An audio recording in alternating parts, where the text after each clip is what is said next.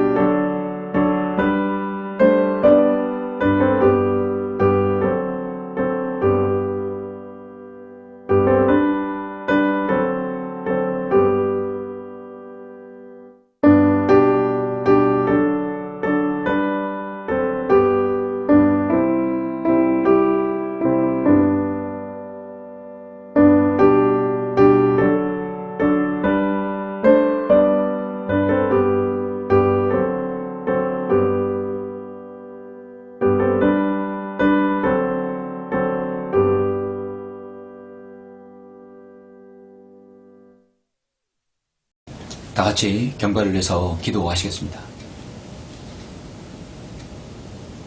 은혜와 진리가 충만하신 아버지 하나님, 감사와 영광과 찬양을 돌려드립니다. 하나님께로부터 소외되었고 죄인이었으며 하나님을 알지 못했고 죽으면 영원히 지옥에서 고통당할 수밖에 없는 저희 죄인들을 주님의 그 큰 은혜와 사랑으로 어느 한날 우리에게 복음이 주어졌을 때 우리 자신이 죄인임을 시인하고 예수 그리스도를 주로 고백하여 구원받은 귀한 하나님의 자녀가 된 저희들에게 또한 하나님의 바른 말씀을 허락하여 주시고 인도하여 주심으로 저희들의 생에 가장 풍성한 영적 생활을 가질 수 있도록 저희들을 인도해 주심을 감사를 드립니다. 한 주 동안 주님의 은혜와 주님의 보호 가운데 인도해 주시고 우리를 자비와 사랑 가운데 인도해 주심을 감사를 드립니다. 이렇게 4월의 넷째 주 주일을 맞이해서 우리가 경배를 드릴 때 이 경배에 주님 흠양해 주시고 이 경배에서 오늘 나오는 말씀 저희들 많은 은혜를 받고 또 우리가 모두가 승리하는 성도가 될 수 있도록 인도하여 주시길 원합니다. 어려운 처지에서 어려운 환경에서 주님을 섬기고 있는 성도들 한 사람 한 사람 기억해 주시고 주님의 이루가 주님의 지혜가 있기를 간절히 원합니다. 예배의 시종을 주님께 부탁드립니다. 주 예수 그리스도 이름으로 기도드렸습니다. 아멘. 영광을 주께 찬송가 373장입니다.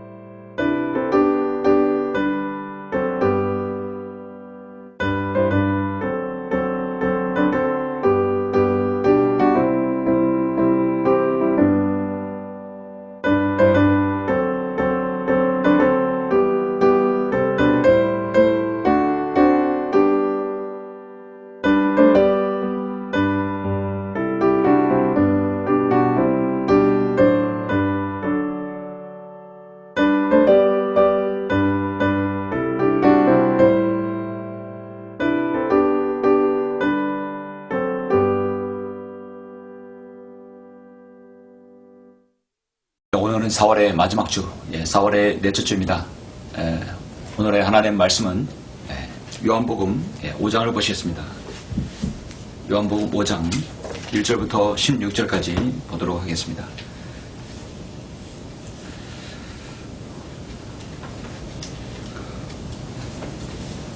오늘 주님께서 한 죄인을 구원하여 주시고 또 치유시켜 주시는 장면입니다.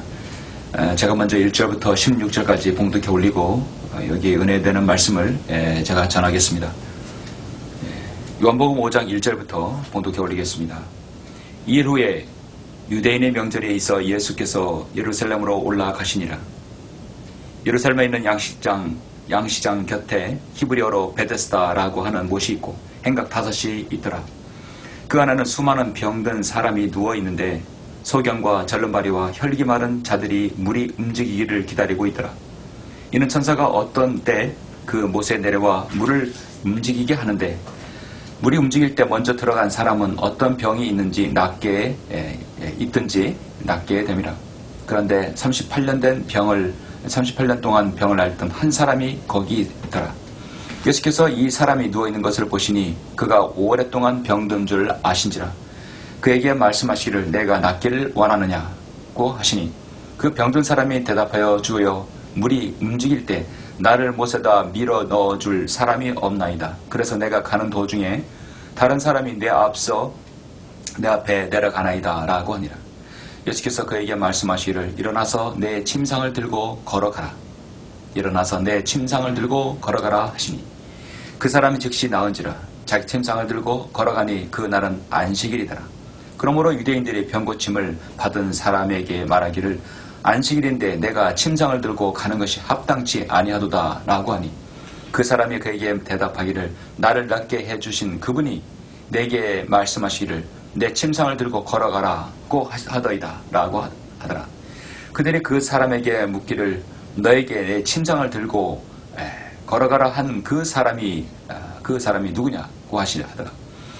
그러나 병고침을 받은 그가 누구인지 알지 못하였으니 이는 예수께서 그곳에 사람인들이 많음으로 자리를 뜨셨습니다.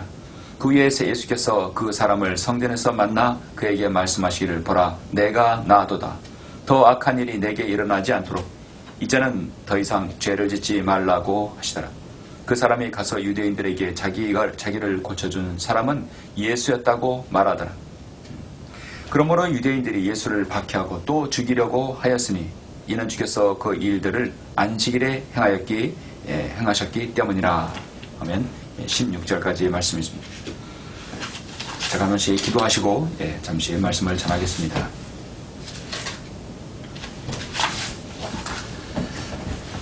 기도하시겠습니다. 전능하시고 위대하시며 모든 병의 치유자이시며 생명을 주관하시는 아버지 하나님 감사를 드립니다. 하나님도 없었고 마음에 하나님 두기를 싫어하는 죄인이었어서 죽으면 영원히 지옥에서 나락으로 떨어져 고통을 당할 수밖에 없는 저희 죄인들을 구원하여 주시려고 하나님의 이러한 계획 가운데 이 땅에 우리 주님께서 육신의 몸을 입으시고 우리를 위한 구속사역을 이루시어서 그 이대한 갈고 십자가의 보배로운 피로 저희들을 구속해 주심을 감사합니다. 하나님의 자녀가 되었고 하나님의 은혜 가운데 거하게 해주시며 주님께서 늘 저희를 눈도같이 지켜주심을 감사를 드립니다. 오늘 저는 요한복음 5장을 통하여서 베드사의 이 치유의 이 한 기적을 통하여 우리 주님의 귀한 은혜의 말씀을 나누고자 합니다. 오늘 이 치유를 통해 나의 치유가 되게 해주시고 오늘 이 말씀이 우리에게 큰 위로가 될 수 있도록 주님께서 저희들 인도하여 주시길 원합니다. 부족한 자가 말씀을 전할 때 하나님께서 함께 해주시고 이 말씀과 우리 늘 동행하는 또 우리 성도들 될 수 있도록 인도하여 주시옵소서. 주 예수 그리스도 이름으로 기도드렸습니다. 아멘. 오늘 말씀의 제목은 베데스다의 치유라는 말씀으로 제목으로 설교를 하고자 합니다. 베데스다의 치유입니다.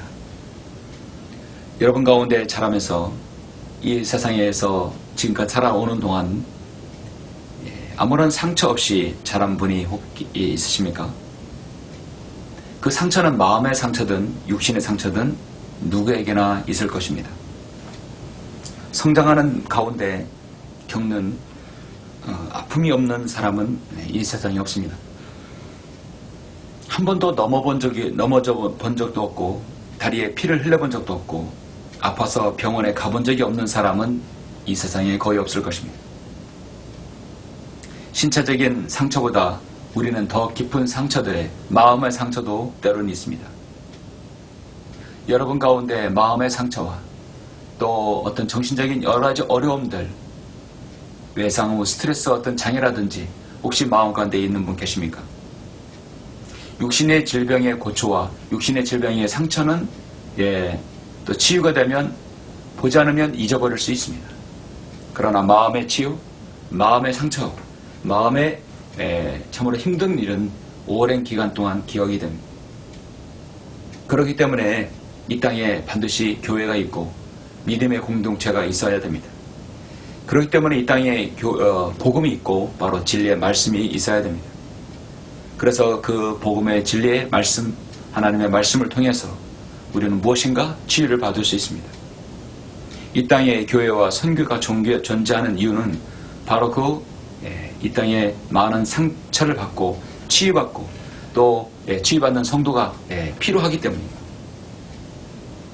주님께서는 바로 그렇기 때문에 이 땅에 교회를 세우셨습니다. 사실 설교와 목회하는 일은 섬기는 일입니다. 사람들을 만나보면 아무런 상처를 갖지 않고 사는 사람은 한 명도 없다는 사실입니다. 그런 사람은 존재하지 않습니다.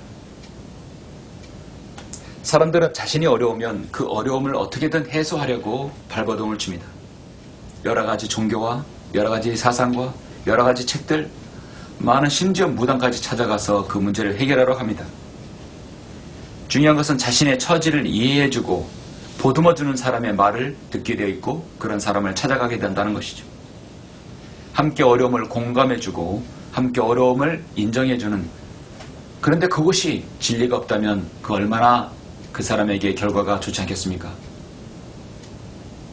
어려움을 공감하고 그 공감하는 걸 이해하고 따뜻하게 보듬어주는 그 믿음의 공동체가 필요합니다. 오늘 저는 잠시 요한복음 5장에서 우리 주님께서 한 죄인, 한 병자를 치유하시고 이루해 주시는 주님의 사역에 대해서 잠시 말씀을 드리고 싶습니다. 조금이라도 우리가 상처받고 힘겨운 성도가 계시다면 오늘 말씀을 통해서 여러분이 힘을 얻으시길 간절히 바랍니다. 오늘 본문 말씀은 그리 난해하고도 어려운 교리적인 말씀이 없습니다. 그러나 이 말씀은 오늘날 무신론자들이 가장 싫어하고 반대오던 장 중에 한 부분입니다. 요한복음 5장은 참으로 신비로운 책입니다. 마태, 마가, 누가, 요한의 공간복음을 떠나서 요한복음은 시대적으로 가장 늦게 기록되어 있습니다. 그래서 거의 요한계시록과 같은 시기에 기록되어 있기 때문에 신약에 있는 모든 정수가 다 들어있고 거듭남의 교리, 정말 1장부터 21장까지 모든 장을 그냥 다 씹어 먹어도 전혀 해롭지 않습니다. 교리적인 판단과 구분이 필요하지 않는 오늘 정말 신약시대에 필요한 말씀이 있습니다. 또한 요한복음 매우 신비로운 책이기도 합니다. 비밀이 아니라 신비로운 책입니다. 읽기가 쉽습니다. 내용이 어렵지 않습니다. 또 깊이가 깊습니다. 아주 무한한 지혜를 내포하고 있습니다. 그래서 구원받은 이후에 첫 번째 성도가 읽어야 할 바로 책이 바로 요한복음과 로마서이죠. 정확하게 교리적 잣대를 갖다 대야 될 요 로마서, 그 다음에 주님의 귀한 은혜의 말씀, 바로 요한복음이 필요합니다. 그래서 우리 주님의 말씀은 은혜의 말씀 요한복음과 진리의 말씀, 바로 이 로마서가 모든 그리스도인에게 반드시 읽혀져야 되죠. 요한복음 20장 30절에서 보면 실로 예수님께서는 그의 제자들의 면전에서 이 책이 기록되지 않은 다른 많은 표적들을 행하셨다고 말씀합니다. 다만 이것들을 기록한 것은 너희로 예수가 그리스도 곧 하나님의 아들이심을 믿게 하라는 것이요, 또 믿음으로 그의 이름을 통해 생명을 얻게 하려 함이라고 말씀하고 있습니다. 전반 12장까지는 예수님께서 하나님의 아들이 그리스도이심, 하나님의 아들이심, 신성을 입증하는 7가지 표적과 이와 연관된 진리의 말씀이 기록되어 있습니다. 본문은 7표적 가운데 세 번째 표적, 바로 38년 된 병자를 고치신 이 사건이 나오는 것이죠. 7번째 표적 가운데 바로 세 번째, 하나님의 아들이심을 주님께서 증명하시는 말씀. 성경이 말하는 기적, 미라클, 이적, 표적, 사인. 이것은 주님께서 자신의 메시아이고 바로 유대인 주님께서 이스라엘의 왕으로 오셨다는 것을 직접 증명하기 위한 하나의 표징이 바로 표인 것입니다. 주님께서 왕 되시고 인자 되시고 위대한 사역자 되시고 또 종이 되시고 하나님의 아들이심을 나타내기 위해서 필요한 것이 바로 기적 또 이적 표적이었습니다. 그런 차원에서 볼 때 이 베데스다 유목가에서 38년 된 병자를 치유하신 세 번째 표적은 바로 하나님께서 예수 그리스도께서 오셔서 하늘의 영광과 지혜를 버리시고 각종 질병과 고통이 난무하는 이 베데스다와 같은 세상 속으로 친히 내려오신 주님의 그 위대한 사랑을 보여주고 있는 것입니다. 오늘 본문의 베데스다는 세상의 모형의 한 모습을 그대로 다 보여줍니다. 여기엔 상처가 있고 병들어 있고 죽음이 있습니다. 철저한 양육강식의 법칙이 존재하는, 서로를 이겨야 살아남는 세상의 한 작은 모형을 보여주고 있습니다. 이곳엔 병자들이 있다 하더라도 물이 동할 때, 움직일 때 치열하게 가장 먼저 물에 들어가야 되기 때문에 치열한 경쟁사회의 한 모습을 보여줍니다. 베데스다와 같은 이 세상에서 주님께 찾아오신 것은 아담의 범죄로 인해서 불가피하게 죄를 고통을 당한 우리 인간에게 주님께서 치유와 또 우리의 은혜의 손길을 보여주는 한 장면인 것입니다. 그래서 지금 1절부터 4절 먼저 제가 봉독해 올리면, 2일 후에 유대인의 명절이 있어 예수께서 예루살렘으로 올라가시니라. 여기는 원래 주의 명절인데 지금 이 명절이 퇴색되어서 유대인의 명절로 성경은 기록되어 있죠. 예루살렘에 있는 양시장 곁에 히브리어로 베데스다라고 하는 못이 있고 행각 5이더라. 그 안에는 수많은 병든 사람이 누워있는데 소경과 저른바리와 혈기 마른 자들이 물이 움직이기를 기다리고 있더라. 이는 천사가 어떤 때 그 못에 내려와 물을 움직이게 하는데, 물이 움직일 때 먼저 들어간 사람은 어떤 병이 있든지 낫게 됨이라. 그런데 38년 동안 병을 앓던 한 사람이 거기 있더라. 사건이 한 사람에게 집중됩니다. 바로 이 38년 된 병자가 집중됩니다. 본문을 보면 예루살렘에는 양의 문이라고 하죠. 베데스다라고 하는 연못이 있습니다. 연못 주변에 행각이 5개 있고 그 행각 안에는 수많은 병자들이 모여 있습니다. 그 이유는 연못이 신기하게도 천사가 내려와서 물을 움직이게 할 때 가장 먼저 들어가는 사람이 어떤 병에 걸렸든지 낫게 된다는 것입니다. 수많은 사람들의 희망은 오직 이곳이 한 가닥 희망은 여기였습니다. 어떻게든 물이 동하는 걸 기다리고 가장 먼저 들어가야 되는 것이죠. 치열한 경쟁사의 한 부분입니다. 주님께서 바로 이곳에 오늘 오신 것입니다. 평생 동안 38년 동안 해결하지 못한 한 인생의 문제를 주님께서 해결하시기 위해서 지금 찾아오셨습니다. 우리 주님께서는 치유의 주라고 말씀하십니다. 출애굽기 15장 26절에 보면, 내가 주 너희 하나님의 음성에 부지런히 경청하고 그가 보시기에 옳은 것을 행하며 그의 계명들의 귀를 기울이고 그의 모든 규명 규례들을 지키면 내가 이집트인들에게 가져왔던 그 질병의 하나도 너에게 내리지 아니하리라. 이는 내가 너를 치유하는 주이기 때문이라. 주님께서 이 이집트에서 노예 430년 동안 모세를 통해서 유대인 200만 명이 그 가나안 땅으로 이주했죠. 가나안 땅, 이 땅으로 이주하고 주님께서 그들에게 약속해 주십니다. 내가 그가 보시기에 옳은 것을 행하고 계명들을 기울이고 모든 규례를 지키면 이집트에 있는 모든 병들을 하나도 너에게 내리지 않게 하겠다는 것이죠. 그리고 난 다음에 시간이 어느덧, 여러분, 이때가 주님께서 출애굽기 1450년이니까 벌써 여러분 1500년이 지났죠. 그곳에서 이스라엘의 건국과 흥망과 패망이 계속해서 반복되었던 시대입니다. 그리고 주님께서 탄생하셔서 지금에 이르렀습니다. 여전히 주님은 치유의 주님이십니다. 이스라엘은 수많은 배교를 통해서 수많은 불순종을 통해서 하나님께 이렇게 심판을 받고 심지어 바벨론 포로에 70년간도 끌려갔었죠. 그러나 여전히 주님은 치유해 주십니다. 주님께서 이 땅에 오신 목적이 무엇입니까? 첫 번째 오신 것은 주님께서 심판하러 오신 게 아니라 그들을 치유하기 위해 오신 것이죠. 그렇다면 치유의 주님, 이 베데스다의 치유를 통해서 우리가 얻을 수 있는, 우리가 받을 수 있는 세 가지 도전이 무엇인가? 잠시 저는 여러분에게 세 가지의 도전을 여러분에게 말씀을 드리고자 합니다. 첫 번째는 바로 베데스다의 치유를 통해서 우리는 주님께서 찾아가는 곳에는 항상 은혜가 있다는 것입니다. 바로 은혜가 있다는 것이죠. 5절부터 9절까지 보시도록 하겠습니다. 지금 이 38년 된 병자가 한 사람이 있어요.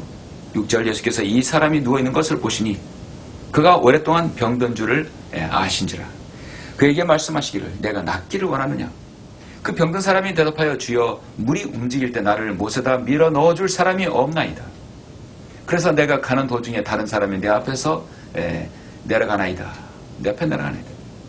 예수께서 그에게 말씀하시기를 일어나서 내 침상을 들고 일어나라. 걸어가라. 일어나서 내 침상을 들고 걸어가라. 한 번도 들어보지 못한 말입니다.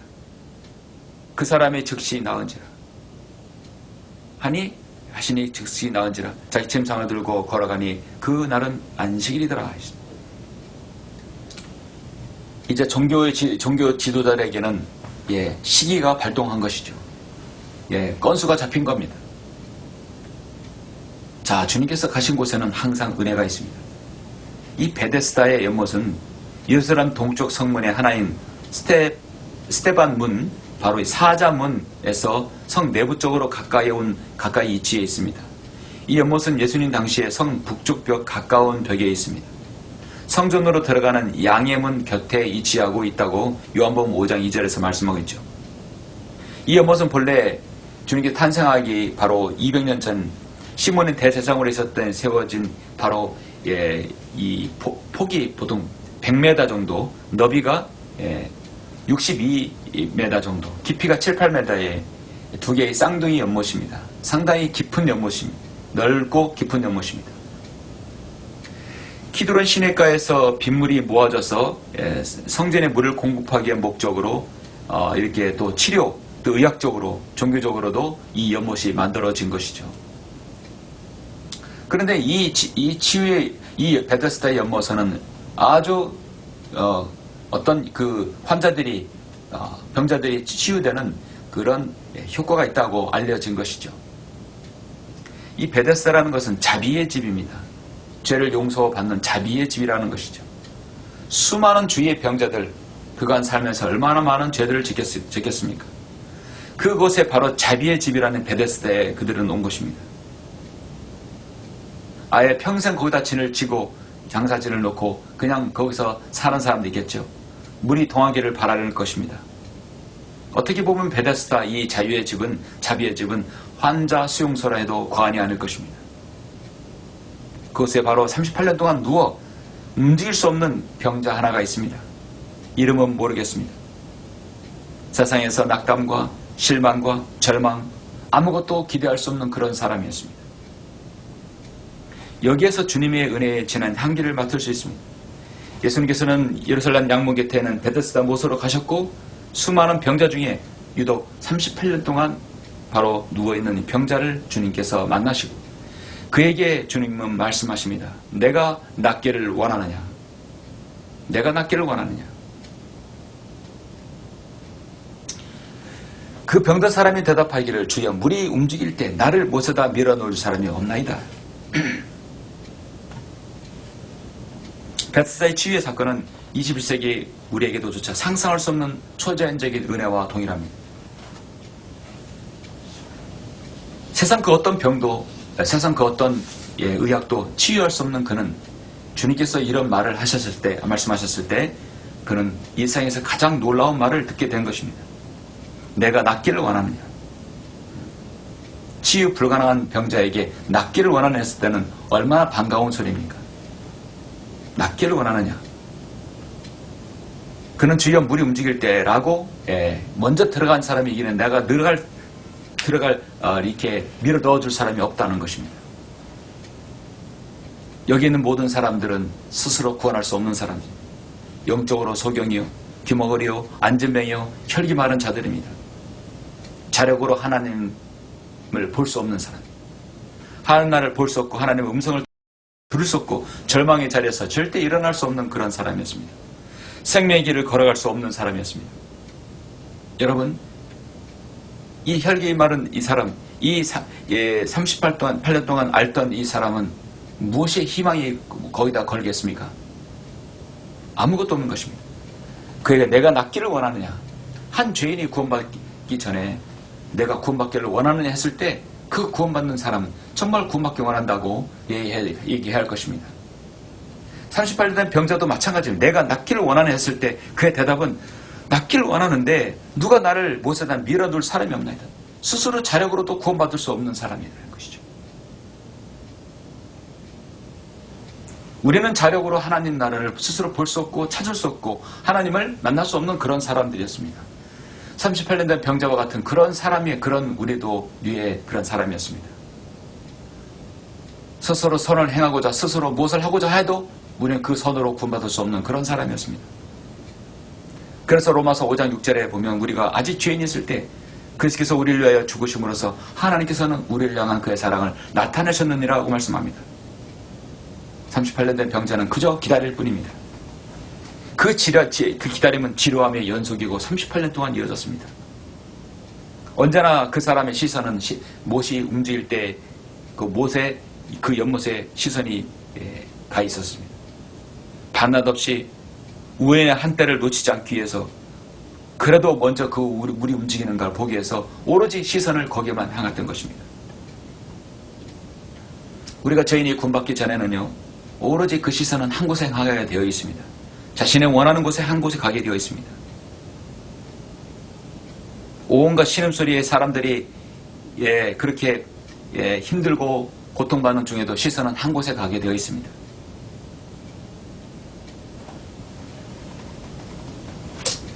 그에게 하루하루는 좌절의 날일 수도 있습니다. 아무것도 그에게는 보이지 않을 것입니다. 오로지 그의 눈은 시선은 오로지 무엇입니다. 어느 날 그 사람 앞에 한 사람이 서 있는 것을 느낍니다.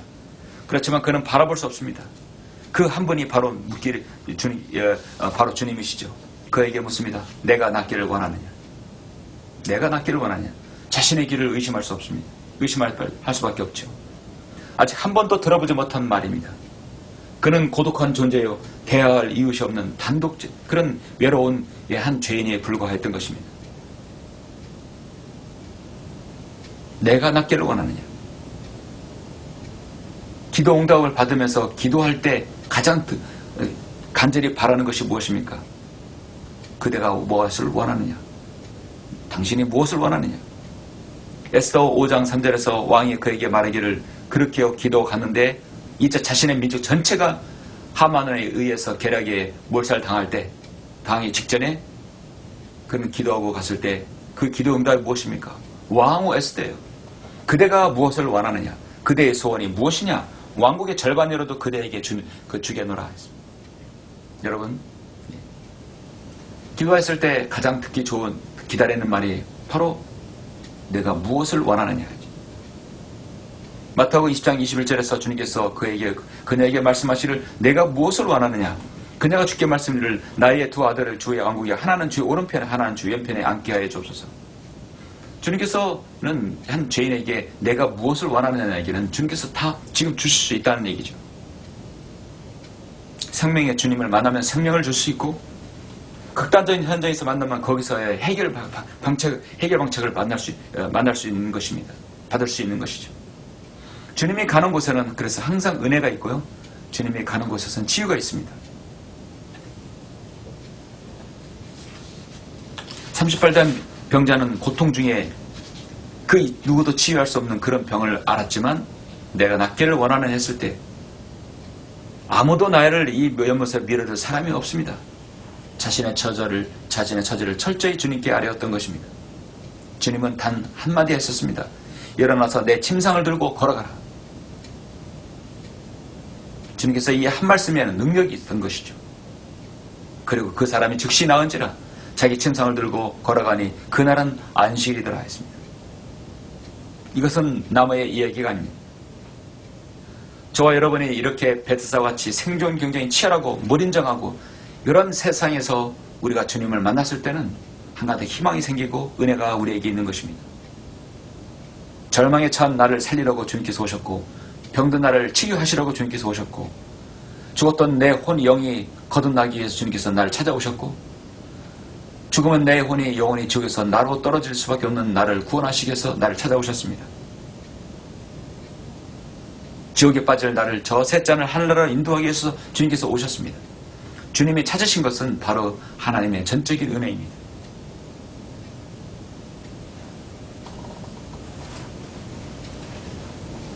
사람은 행복을 찾고 즐거움을 찾고 그런다 하지만 그것은 모든 사람에게 주어지는 것은 아니죠. 거기엔 대가가 필요하고 거기에는 또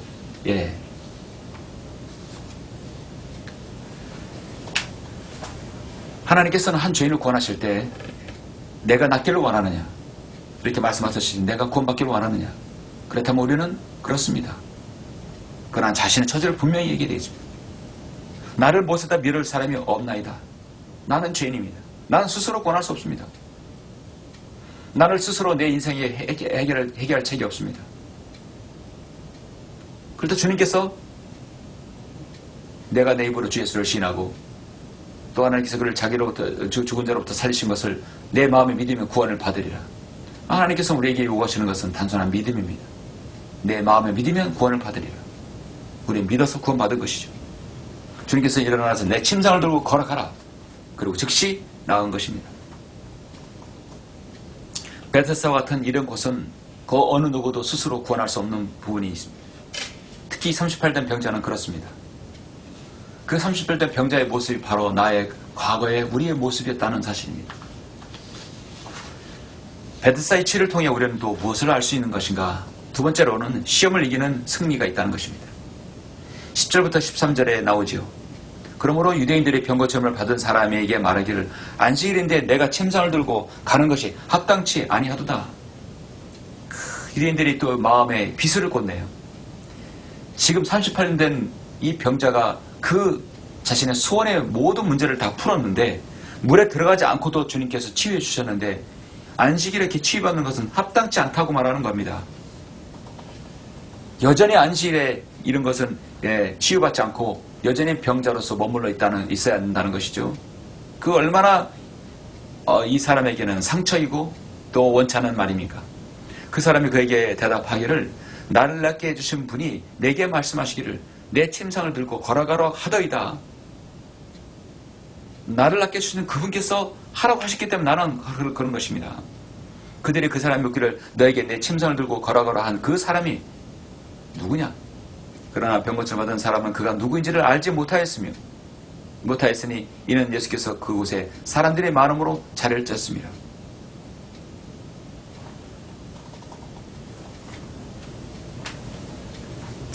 여러분, 항상 하나님의 우리를 찾으시고 우리가 은혜를 받으면 그 뒤에 따라오는 것은 늘 마귀의 시험입니다. 마귀의 계략이고 마귀의 시험이고 그 은혜를 식어버리게 합니다. 병고침 받은 이 사람에겐 생각지 않는 문제가 생겼어요. 오늘 본문을 보니까 유대인들은 오랜 기간 동안 병으로 고생하다가 병고침을 받은 그를 축하할 일임에도 불구하고 오히려 비난과 핍박이 있었던 것입니다. 유대인들은 안식일은 하나님 보좌에서 쉰다고 생각했고 절대로 병에 치유가 있어서는 안 된다고 믿는 것이죠. 이 얼마나 참으로 참 가증스러운 사람들입니까? 그렇게 그들은 출애굽기라든지 레위기의 말씀을 인용하면서 안식일은 치유가 있어서는 안 된다는 것이죠. 즉 35장 3절에 너희는 안식일의 날에 너희의 온 처소에서 불을 피우지 말지니라. 레위기 23장 3절에서 6일 동안은 일할 것이나 일곱째 날은 쉼의 안식일이니 거룩한 모임이 있느니라. 너희는 그 날에는 일하지 말라. 이것이 너희 모든 거처에서 주의 안식일이니라 했습니다. 이런 말을 통해서 그의 치유에 대해서 절대 불가하다는 것입니다. 그러한 일들을 향하여서 예수님은 안식일에도 하나님을 하시는 것을 절대 멈추지 않았습니다. 여러분, 죄와 사망이 노예가 되어 신음하는 인간을 두고 하나님은 한가하게 절대 쉬지 않습니다. 어떤 형태로든 간에 그 치유가, 한 사람의 구원이 어떤 계절과 어떤 절기에 얽매이지 않는다는 것이죠. 그 어디에서도 얽매이지 않습니다. 하나님 말씀 매이지 않습니다. 종교적 메시저들은 이런 기본적인 도리조차 알지 못합니다.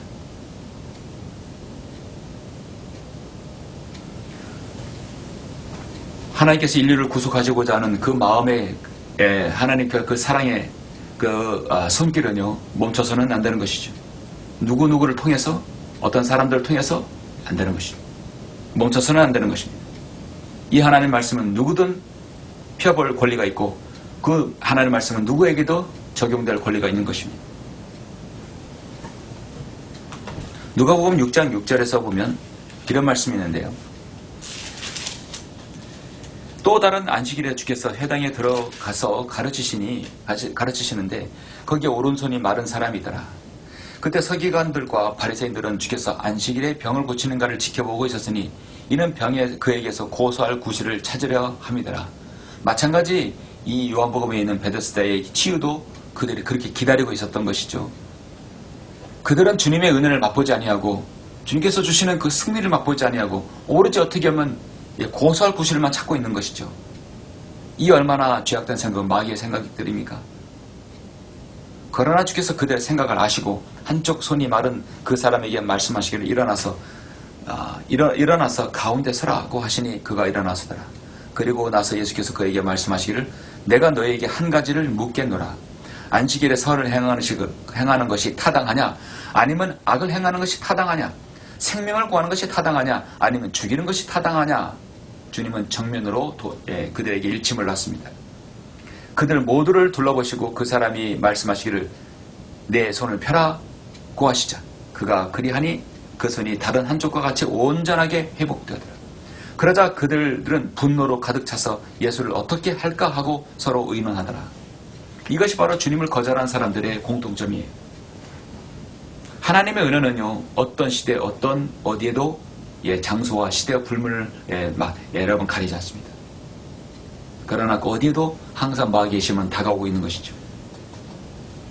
성경은 항상 마귀의 그 책략과 마귀의 계략들을 말씀하고 있습니다. 예수 그리스도를 치유하는 그 기적, 그 장소, 그 시대는 하나님께서 허용하시는 장소입니다. 베드로전서 4장 12절 보면 사랑하는 자들아 너희를 연단시키려는 불같은 시련에 관하여 너희에게 어떤 이상한 일이 일어나는 것처럼 이상하게 여기지 말고 도리어 너희가 그리스도의 고난에 참여하는 것이 되는 것이니 즐거워하라. 이는 그의 영광이 나타나실 때 너희도 큰 기쁨으로 즐거워하게 하려 함이니라 했습니다. 그리스도인에게 간증이 드러나고 은혜가 있으면 항상 반대급부로 마귀의 공격과 마귀의 시기가 발동한다는 것이죠. 예수님께서 하신 그 위대한 사역에도 시험이 왔듯이 예수님께서 하신 그 치유의 사역에도 항상 반대급부가 있듯이 그리스도인에게도 은혜가 있으면 반드시 반대급부가 늘 생길 수 있다는 것을 우리는 알아야 됩니다. 고린도전서 10장 13절에서 사람에게 흔히 닥치는 시험 외에는 너희가 당한 것이 없나니 하나님께서는 신실하셔서 너희가 감당할 수 있는 것 이상으로 시험을 감당치 않게 하시고 시험을 당하면 피할 길도 이별하여 주셔서 너희로 능히 감당케 하신다고 말씀하셨습니다. 시험에는 늘 그래서 여러분이 감당할 수 있는 능력을 주신다는 것이죠. 베데스다의 치유를 통해 우리는 무엇을 알 수 있는가? 세 번째로 우리는 지속적인 간증의 삶을 우리 주님께서 원하신다는 겁니다. 간증 있는 삶을 원하신다는 거예요. 그 앞에다 하면 지속적인 간증 있는 삶입니다. 14절부터 16절을 보시면 그 후에 예수께서 그 사람을 성전에서 만났죠. 그에게 말씀하시기를 보라 내가 나았도다. 더 악한 일이 내게 일어나지 않도록 이제는 더 이상 죄를 짓지 말라. 어디서 만나요? 성전에서 만났다는 얘기입니다. 세상 그 어떤 장소가 아니라 성전에서 만났다는 것입니다. 이 지금 30일 된 병자는 제대로 간증을 드러내고 있죠. 그 사람이 가서 유대인들에게 자기가 고쳐준 사람이 예수였다고 말하더라. 이제 간증 있는 삶, 나를 치유하고 고쳐주시는 분이 바로 주 예수 그리스도시다. 우리의 왕이시고 메시아시라고 그는 간증을 말했던 것입니다. 그러므로 유대인들이 예수를 박해하고 또 죽이려고 하였다는 것이죠. 아까 누가복음 6장과 동일하게 계속 주님을 고소하고 주님을 어떻게 하면 주님을 죽일까 그 생각에 몰두하고 있는 사람들입니다. 그래서 이 땅에 주님께서 오셨을 때는 어떻게 하면 유대인들, 서기관들, 종교 지도자들은 주님을 그렇게 없앨까? 구실만 찾았지만 주님의 은혜를 받은 사람들은 어떻게 하면 지속적으로 간증을 드러낼까? 그렇게 생각했던 것입니다. 그러므로 유대인들이 예수를 박해하고 또 죽이려고 하였으니 이는 주께서 이 일들을 안식일에 행하셨기 때문이다. 왜 그들은 그렇게 안식일에만 집착을 할까요? 왜 그들은 형식적인 부분? 그래서 주님께서는 이 요한복음 5장에서 바로 유대인의 명절이라고 요한을 통해서 그렇게 기록하신 것입니다. 원래 이것은 매기 23장의 주의 명절이고요. 이 명절의 주체는 하나님이세요. 그런데 이 명절의 주체가 지금 유대인이 되어버렸습니다. 이렇게 퇴색되어 버린 겁니다. 오늘 이 본문 말씀은 특별합니다. 주님께서 치유해 주셨어요. 다시 재회되는 경우는 사실 드문 경우입니다. 치유해 줬고 이제 죄를 짓지 말라. 그리고 또 그렇게 헤어졌습니다. 그런데 다시 만나는 경우는 아주 드문 경우예요. 그런데 주님께서 이 30일 병자를 치유해 줬는데 어디에서 만나요? 성전에서 만났다는 것이죠. 재회되는 경우가 아주 드문데 여기서 만났다는 것이죠. 이 병자는 반드시 알아야 할 우리가 이유가 있습니다.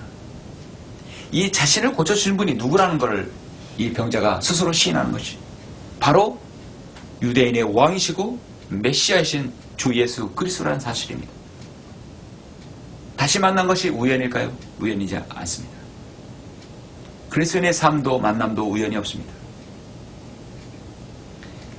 십자를 보면 그 사람을 예수님께서 성전에서 만났습니다. 보라 내가 나았도다.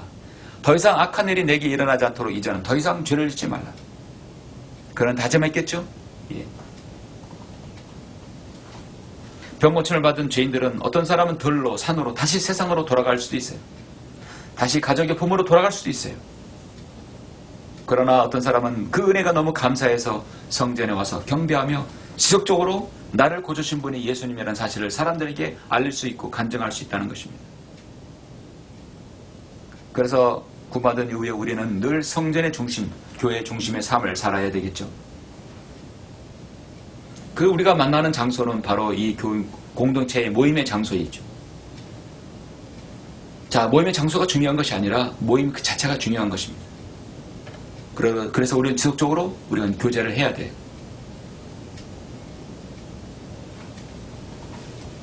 우리가 만나서 예배 드리고 함께 기도하고 그래서 우리는 소홀하지 않도록 또 여러분 홀로 있지 않도록 우리는 지속적으로 교제가 필요합니다.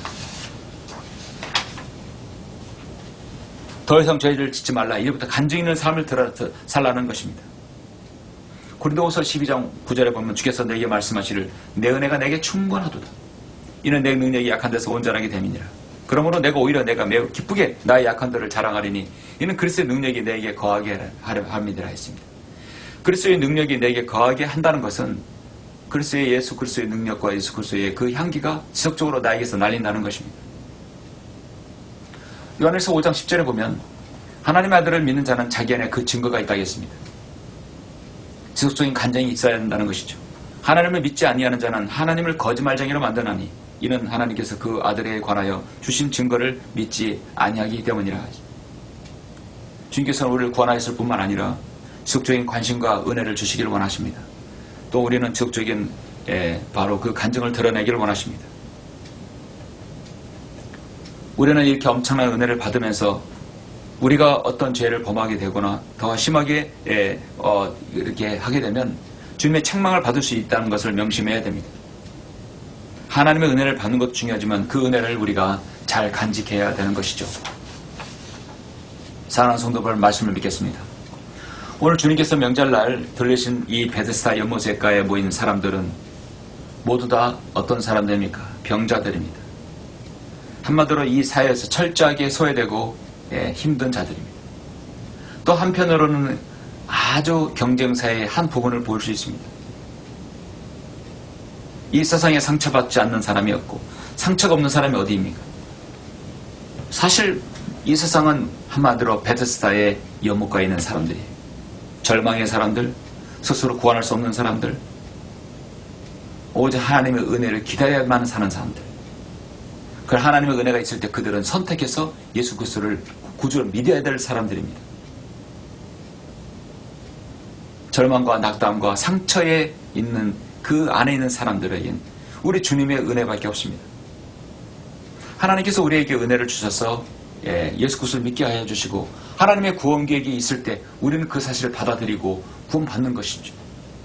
구원받는 결정적인 것은 그 은혜를 우리가 받는 것입니다. 받아야 하는 것은 내 의지로 예수 그리스도를 바로 믿고 받아들이는 것입니다.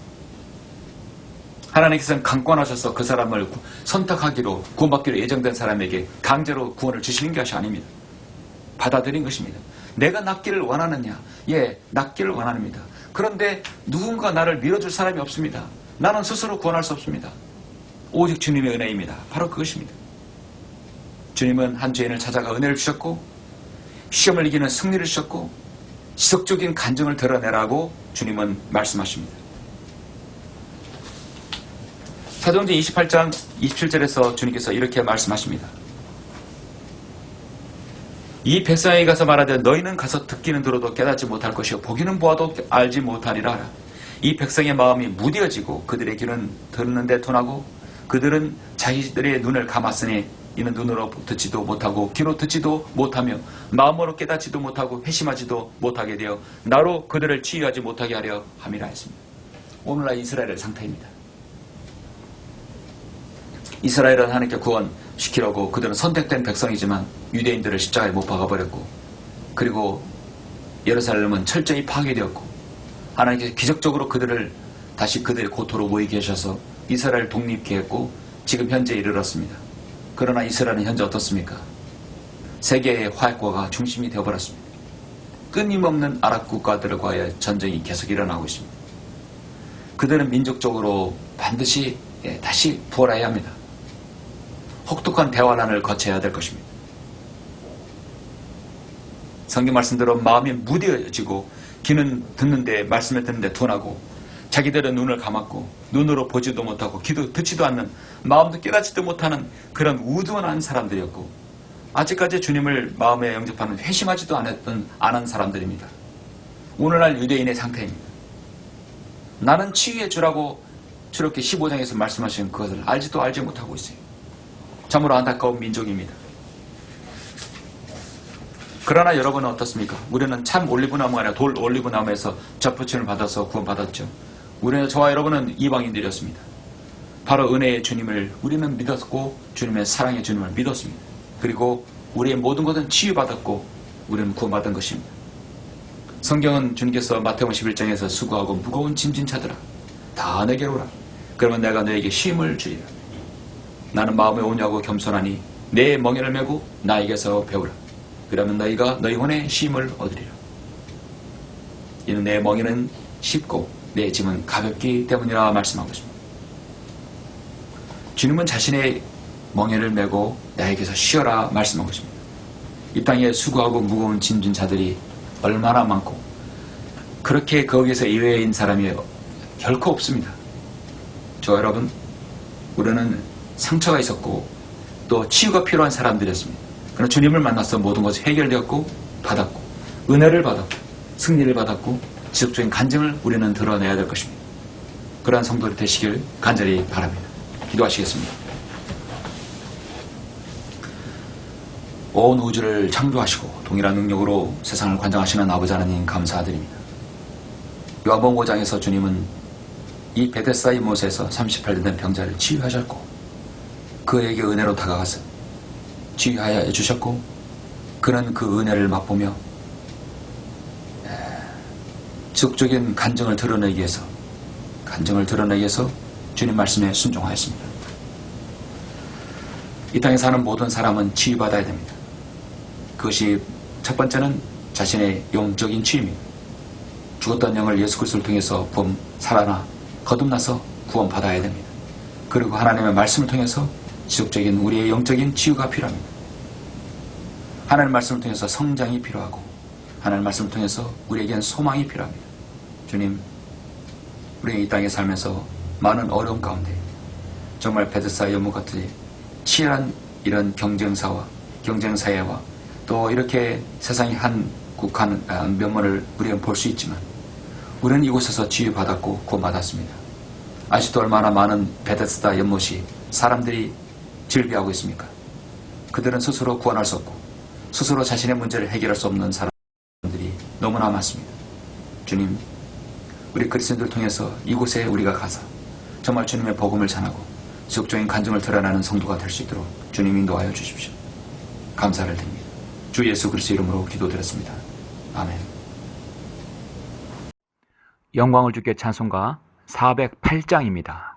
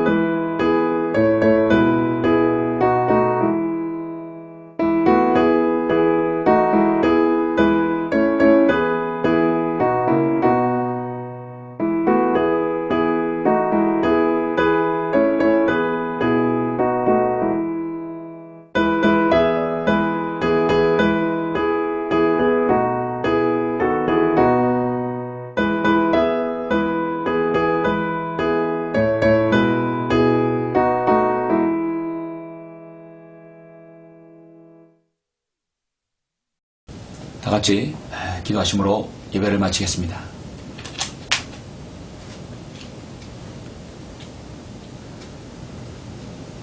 우리를 구원하시고 우리를 바른 말씀으로 인도해 주시며 생애 최상의 길들로 인도해 주시는 아버지 하나님 감사를 드립니다. 오늘 4월의 넷째 주 주일을 맞이해서 오늘 귀한 주일 말씀 베데스다의 연못의 치유를 통하여 30발 된 병자를 치유를 보았습니다. 그 병자는 바로 우리 자신의 모습이었습니다. 스스로 치유할 수 없고 스스로 구원할 수 없고 하나님의 은혜를 기다려야만 했었습니다. 그러나 내가 낫기를 원하는 했을 때 이 병자는 원했고 또 자신의 처지를 주님께 아뢰었습니다. 내가 구원받기를 원하는 했을 때 우리는 구원받기 원합니다. 나 자신을 모든 죄를 회개하고 돌이켜서 예수 그리스도를 주로 고백하여 우리는 구원받았습니다.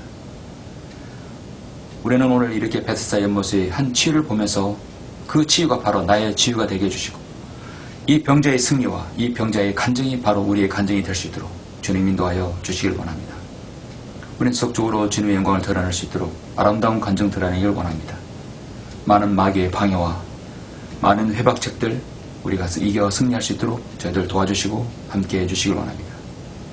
세상의 치열한 삶 가운데서 우리가 정말 때론 힘들고 어려울 때마다 주님 우리에게 도움의 길이 되어주시고 우리의 능력 주시며 지혜 주시며 승리할 수 있도록 인도하여 주시옵소서.